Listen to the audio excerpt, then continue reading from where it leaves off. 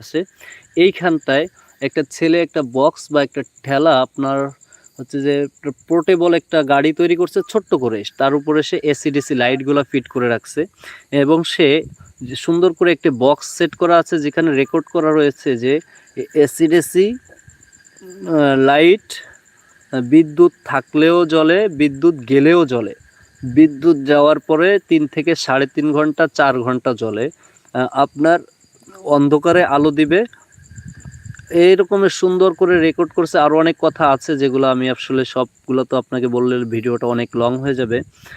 এই ধরনের কথা সুন্দর করে রেকর্ড করে রাখছে, তাকে বারবার বলতে হচ্ছে না এবং সে সুন্দর করে লাইটগুলো জ্বালায় জ্বালায় দেখাচ্ছে এবং পাবলিক কিনতেছে। তো আমি ওখানে অনেক সময় দাঁড়িয়ে থাকলাম, প্রায় 40 মিনিটের মতো।